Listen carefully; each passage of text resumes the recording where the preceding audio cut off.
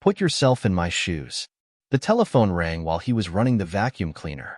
He had worked his way through the apartment and was doing the living room, using the nozzle attachment to get at the cat hairs between the cushions. He stopped and listened, and then switched off the vacuum. He went to answer the telephone. "Hello," he said. "Myers here." "Myers," she said. "How are you? What are you doing?" "Nothing," he said. "Hello, Paula. There's an office party this afternoon," she said. "You're invited." "Carl invited you." "I don't think I can come," Myers said. "Carl just this minute said get that old man of yours on the phone. Get him down here for a drink. Get him out of his ivory tower and back into the real world for a while. Carl's funny when he's drinking." "Myers." "I heard you," Myers said. Myers used to work for Carl. Carl always talked of going to Paris to write a novel, and when Myers had quit to write a novel, Carl had said he would watch for Myers' name on the bestseller list. "I can't come now," Myers said. "We found out some horrible news this morning," Paula continued, as if she had not heard him. "You remember Larry Guddiness? He was still here when you came to work. He helped out on science books for a while, and then they put him in the field, and then they canned him. We heard this morning he committed suicide. He shot himself in the mouth. Can you imagine?" "Myers." "I heard you," Myers said. He tried to remember Larry Guddiness and recalled a tall, stooped man with wireframe glasses, bright ties, and a receding hairline. He could imagine the jolt, the head snapping back. "Jesus," Myers said. "Well, I'm sorry to hear that. Come down to the office, honey, all right?" Paula said. "Everybody is just talking and having some drinks and listening to Christmas music. Come down," she said. Myers could hear it all at the other end of the line. "I don't want to come down," he said. "Paula." A few snowflakes drifted past the window as he watched. He rubbed his fingers across the glass and then began to write his name on the glass as he waited. "What?" "I heard," she said. "All right," Paula said. "Well then, why don't we meet at Voiles for a drink?" "Myers." "Okay," he said.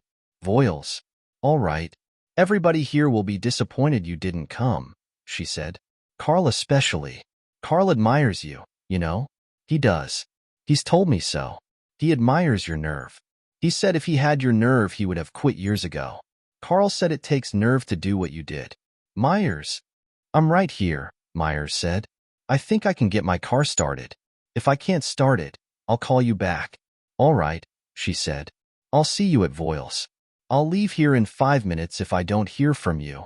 Say hello to Carl for me," Myers said. "I will," Paula said. "He's talking about you." Myers put the vacuum cleaner away. He walked down the 2 flights and went to his car, which was in the last stall and covered with snow. He got in, worked the pedal a number of times, and tried the starter. It turned over. He kept the pedal down.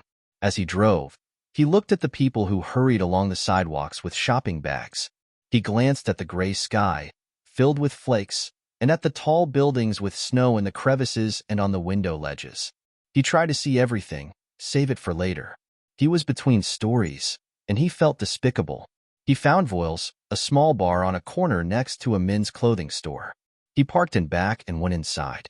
He sat at the bar for a time, and then carried a drink over to a little table near the door. When Paula came in, she said, "Merry Christmas," and he got up and gave her a kiss on the cheek. He held a chair for her. He said, "Scotch?" "Scotch," she said, then "Scotch over ice," to the girl who came for her order. Paula picked up his drink and drained the glass. "I'll have another one, too," Myers said to the girl. "I don't like this place," he said after the girl had moved away. "What's wrong with this place?"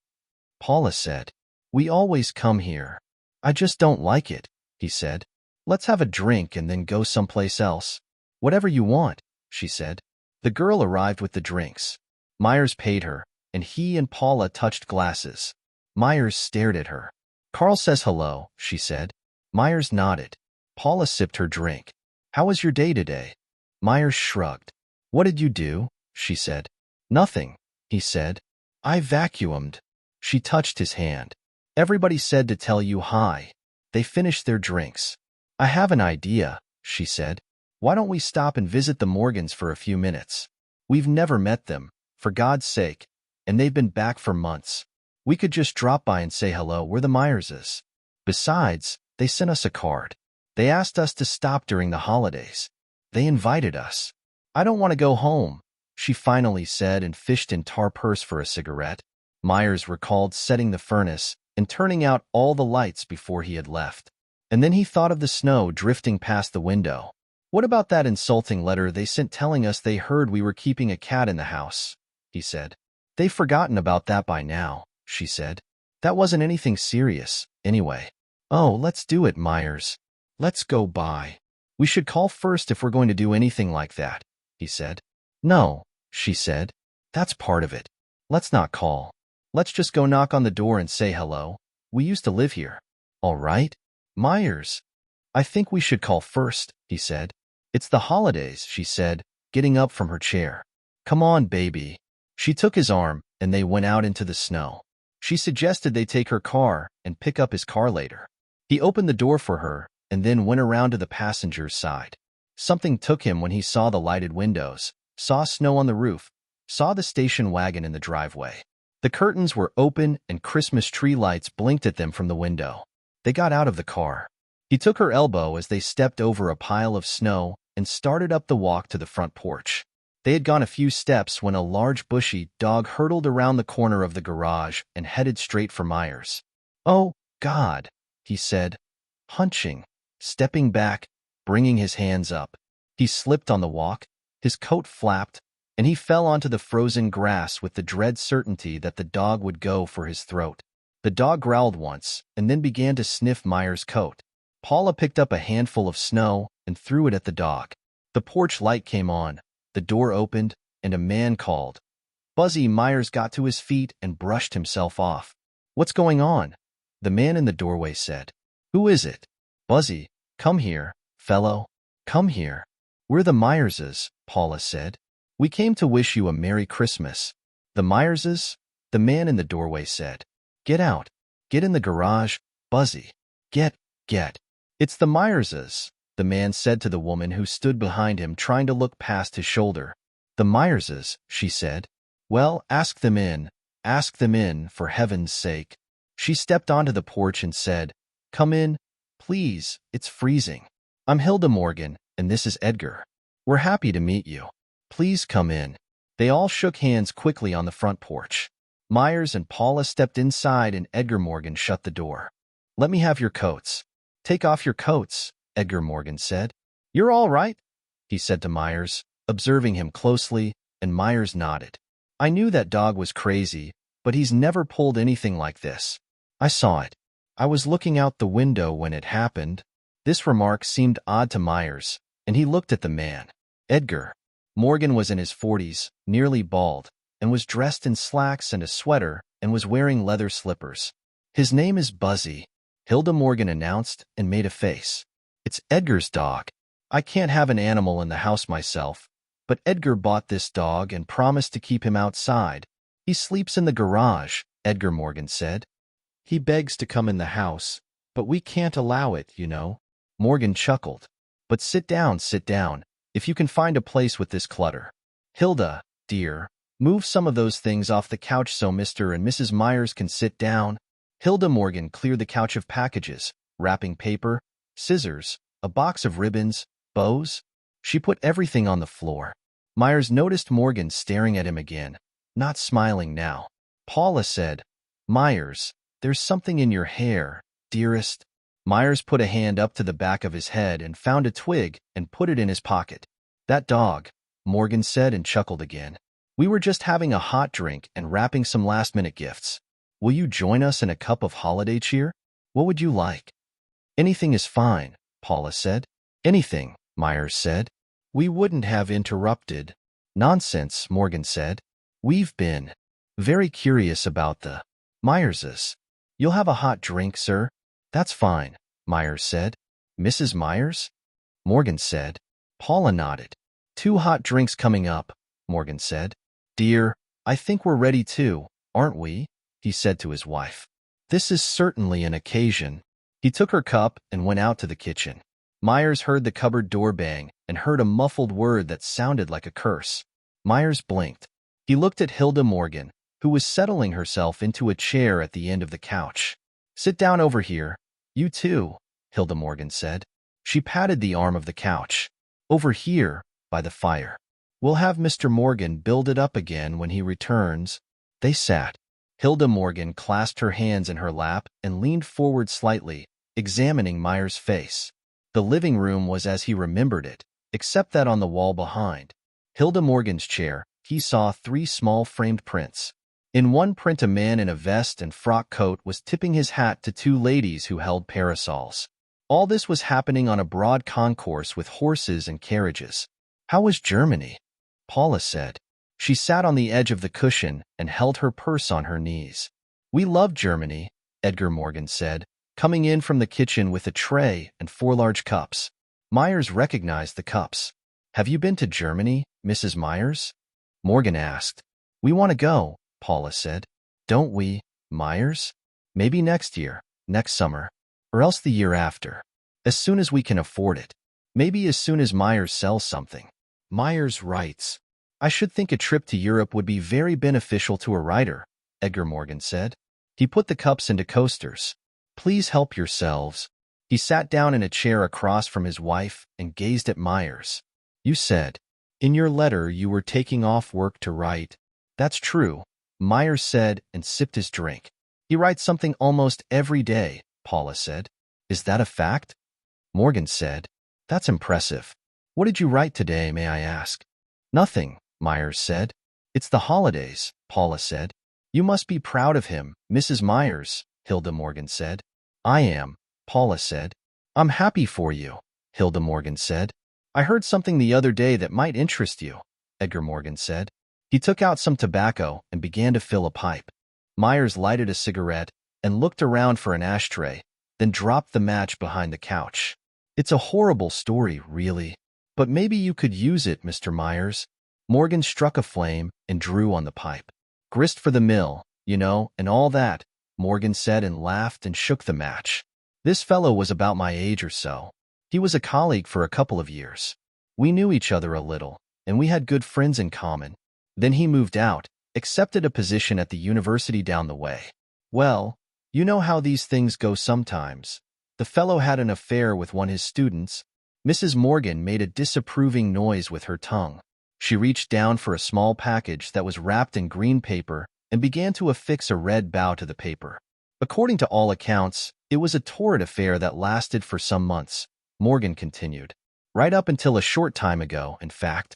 A week ago, to be exact. On that day, it was in the evening, he announced to his wife. They'd been married for 20 years. He announced to his wife that he wanted a divorce. You can imagine how the fool woman took it, coming out of the blue like that, so to speak. There was quite a row. The whole family got into it. She ordered him out of the house then and there. But just as the fellow was leaving, his son threw a can of tomato soup at him and hit him in the forehead. It caused a concussion that sent the man to the hospital. His condition is quite serious. Morgan drew on his pipe and gazed at Myers. I've never heard such a story, Mrs. Morgan said. Edgar, that's disgusting. Horrible, Paula said. Myers grinned. Now there's a tale for you, Mr. Myers, Morgan said, catching the grin and narrowing his eyes. Think of the story you'd have if you could get inside that man's head. Or her head, Mrs. Morgan said. The wife's. Think of her story. To be betrayed in such fashion after 20 years. Think how she must feel. But imagine what the poor boy must be going through, Paula said. Imagine having almost killed his father. Yes, that's all true, Morgan said. But here's something I don't think any of you has thought about. Think about this for a moment. Mr. Myers, are you listening? Tell me what you think of this. Put yourself in the shoes of that 18-year-old co-ed who fell in love with a married man. Think about her for a moment, and then you see the possibilities for your story. Morgan nodded and leaned back in the chair with a satisfied expression. I'm afraid I don't have any sympathy for her, Mrs. Morgan said. I can imagine the sort she is. We all know what she's like, that kind preys on older men. I don't have any sympathy for him, either. The man, the chaser, no, I don't. I'm afraid my sympathies in this case are entirely with the wife and son. It would take a Tolstoy to tell it and tell it right, Morgan said. No less than a Tolstoy. Mr. Myers, the water is still hot. Time to go, Myers said. He stood up and threw his cigarette into the fire. Stay, Mrs. Morgan said. We haven't gotten acquainted yet. You don't know how we have speculated about you. Now that we're together at last, stay a little while. It's such a pleasant surprise. We appreciated the card and your note, Paula said. The card? Mrs. Morgan said. Myers sat down. We decided not to mail any cards this year, Paula said. I didn't get around to it when I should have, and it seemed futile to do it at the last minute. You'll have another one, Mrs. Myers? Morgan said, standing in front of her now with his hand on her cup. You'll set an example for your husband. It was good, Paula said. It warms you. Right, Morgan said. It warms you. That's right, dear. Did you hear Mrs. Myers? It warms you. That's very good. Mr. Myers? Morgan said and waited.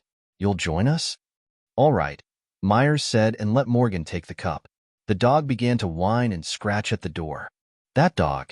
I don't know what's gotten into that dog, Morgan said.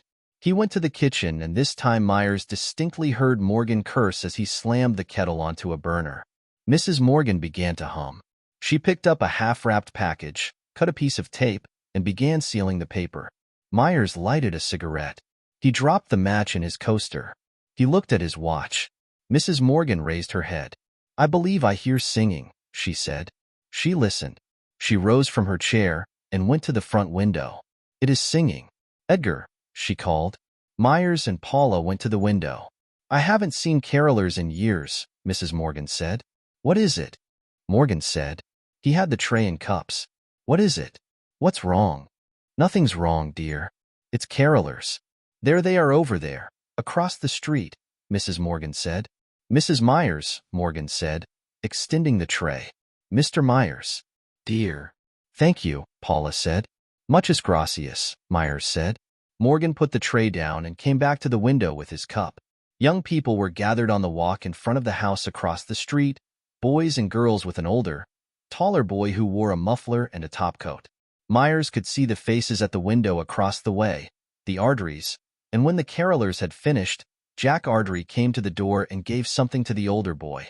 The group moved on down the walk, flashlights bobbing, and stopped in front of another house. They won't come here, Mrs. Morgan said after a time. What? Why won't they come here? Morgan said and turned to his wife. What a goddamned silly thing to say. Why won't they come here? I just know they won't, Mrs. Morgan said.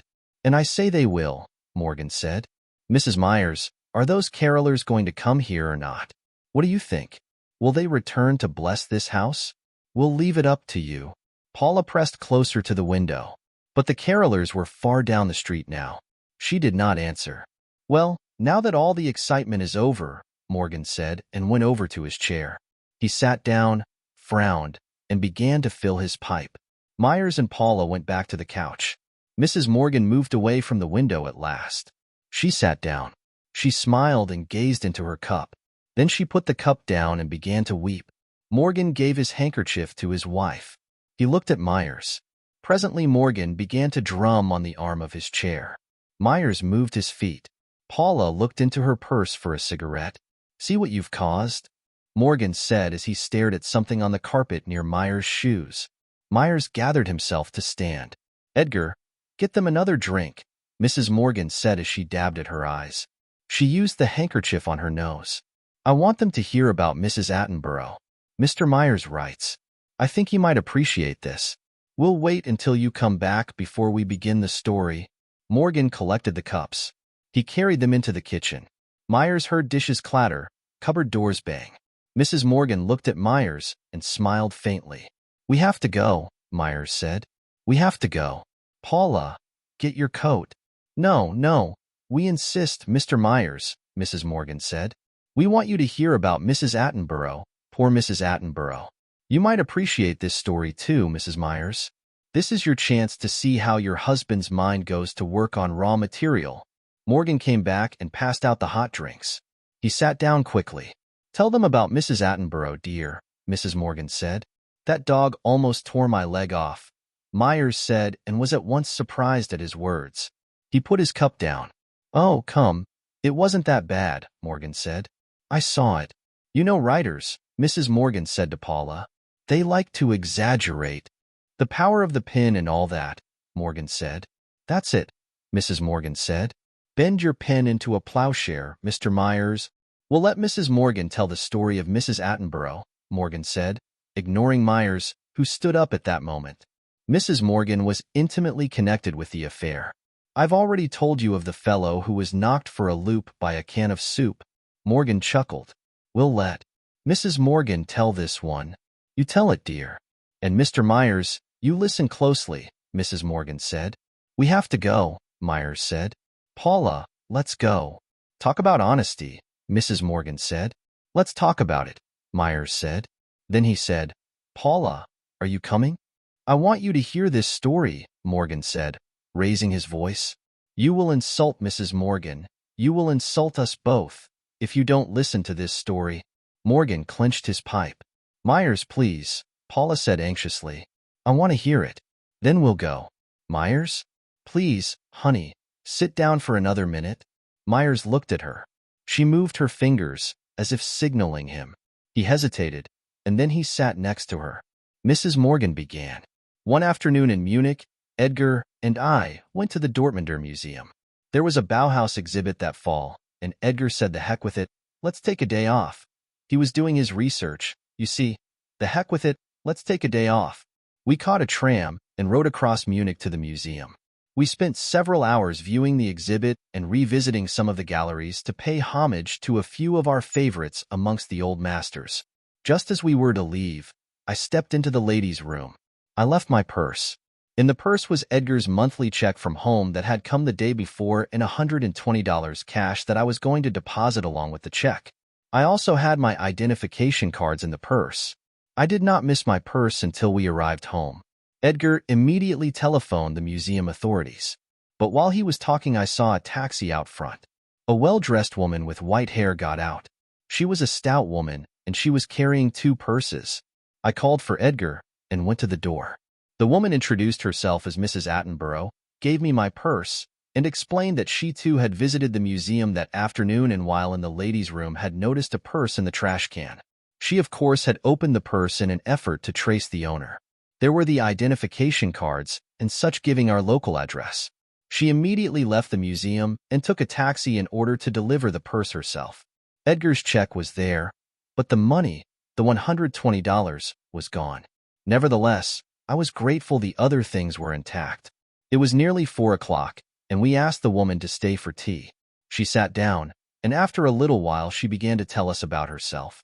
She had been born and reared in Australia, had married young, had had 3 children, all sons, been widowed, and still lived in Australia with 2 of her sons. They raised sheep and had more than 20,000 acres of land for the sheep to run in, and many drovers and shearers, and such who worked for them at certain times of the year. When she came to our home in Munich, she was then on her way to Australia from England, where she had been to visit her youngest son, who was a barrister. She was returning to Australia when we met her, Mrs. Morgan said. She was seeing some of the world in the process. She had many places yet to visit on her itinerary. Come to the point, dear, Morgan said. Yes. Here is what happened then. Mr. Myers, I'll go right to the climax, as you writers say. Suddenly, after we had had a very pleasant conversation for an hour, after this woman had told about herself and her adventurous life down under, she stood up to go. As she started to pass me her cup, her mouth flew open, the cup dropped, and she fell across our couch and died. Died. Right in our living room.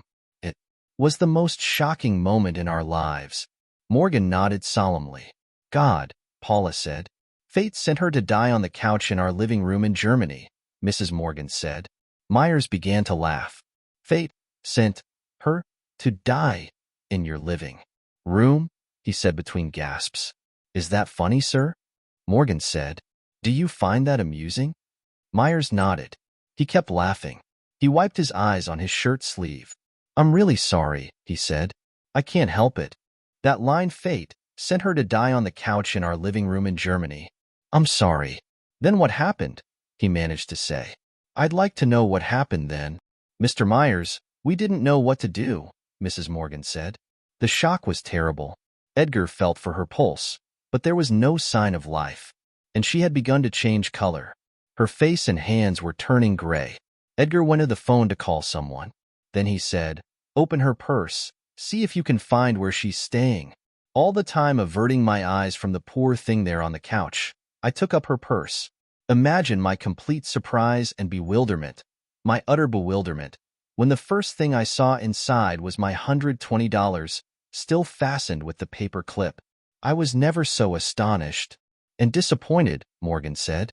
Don't forget that. It was a keen disappointment. Myers giggled. If you were a real writer, as you say you are, Mr. Myers, you would not laugh, Morgan said as he got to his feet. You would not dare laugh. You would try to understand. You would plumb the depths of that poor soul's heart and try to understand. But you are no writer, sir. Myers kept on giggling. Morgan slammed his fist on the coffee table, and the cups rattled in the coasters. The real story lies right here. In this house, this very living room, and it's time it was told. The real story is here, Mr. Myers, Morgan said. He walked up and down over the brilliant wrapping paper that had unrolled and now lay spread across the carpet. He stopped to glare at Myers, who was holding his forehead and shaking with laughter. Consider this for a possibility, Mr. Myers, Morgan screamed. Consider. A friend, let's call him Mr. X, is friends with Mr. and Mrs. Y, as well as Mr. and Mrs. Z. Mr. and Mrs. Y and Mr. and Mrs. Z do not know each other, unfortunately. I say unfortunately because if they had known each other, this story would not exist because it would never have taken place. Now, Mr. X learns that Mr. and Mrs. Y are going to Germany for a year and need someone to occupy their house during the time they are gone. Mr. and Mrs. Z are looking for suitable accommodations, and Mr. X tells them he knows of just the place. But before Mr. X can put Mr. and Mrs. Z in touch with Mr. and Mrs. Y, the YS have to leave sooner than expected. Mr. X, being a friend, is left to rent the house at his discretion to anyone, including Mr. and Mrs. Y, I mean Z. Now, Mr. and Mrs. Z move into the house and bring a cat with them that Mr. and Mrs. Y hear about later in a letter from Mr. X. Mr. and Mrs. Z bring a cat into the house, even though the terms of the lease have expressly forbidden cats or other animals in the house because of Mrs. Y's asthma. The real story, Mr. Myers, lies in the situation I've just described. Mr. and Mrs. Z, I mean Mr. and Mrs. Y's moving into the ZS house, invading the ZS house, if the truth is to be told. Sleeping in the ZS bed is one thing, but unlocking the ZS private closet and using their linen, vandalizing the things found there, that was against the spirit and letter of the lease. And this same couple, the ZS, opened boxes of kitchen utensils marked, "Don't open," and broke dishes when it was spelled out in that same lease, that they were not to use the owners, the ZS personal, I emphasize personal, possessions. Morgan's lips were white. He continued to walk up and down on the paper, stopping every now and then to look at Myers and emit little puffing noises from his lips. "And the bathroom things, dear. Don't forget the bathroom things," Mrs. Morgan said. "It's bad enough using the ZS blankets and sheets, but when they also get into their bathroom things and go through the little private things stored in the attic, a line has to be drawn." "That's the real story, Mr. Myers," Morgan said. He tried to fill his pipe. His hands trembled and tobacco spilled onto the carpet. "That's the real story that is waiting to be written. And it doesn't need Tolstoy to tell it," Mrs. Morgan said. "It doesn't need Tolstoy," Morgan said. Myers laughed. He and Paula got up from the couch at the same time and moved toward the door. "Good night," Myers said merrily. Morgan was behind him. "If you were a real writer, sir, you would put that story into words and not pussyfoot around with it either." Myers just laughed. He touched the doorknob. "One other thing," Morgan said. "I didn't intend to bring this up, but in light of your behavior here tonight, I want to tell you that I'm missing my 2-volume set of Jazz at the Philharmonic. Those records are of great sentimental value. I bought them in 1955, and now I insist you tell me what happened to them." "In all fairness, Edgar," Mrs. Morgan said as she helped Paula on with her coat, "after you took inventory of the records, you admitted you couldn't recall the last time you had seen those records." "But I am sure of it now," Morgan said. "I am positive I saw those records just before we left, and now I'd like this writer to tell me exactly what he knows of their whereabouts." "Mr. Myers?" But Myers was already outdoors, and Taking his wife by the hand, he hurried her down the walk to the car. They surprised Buzzy. The dog yelped in what seemed fear and then jumped to the side. "I insist on knowing," Morgan called. "I am waiting, sir." Myers got Paula into the car and started the engine. He looked again at the couple on the porch. Mrs. Morgan waved, and then she and Edgar Morgan went back inside and shut the door. Myers pulled away from the curb. "Those people are crazy," Paula said. Myers patted her hand. "They were scary," she said. He did not answer. Her voice seemed to come to him from a great distance. He kept driving. Snow rushed at the windshield. He was silent and watched the road. He was at the very end of a story.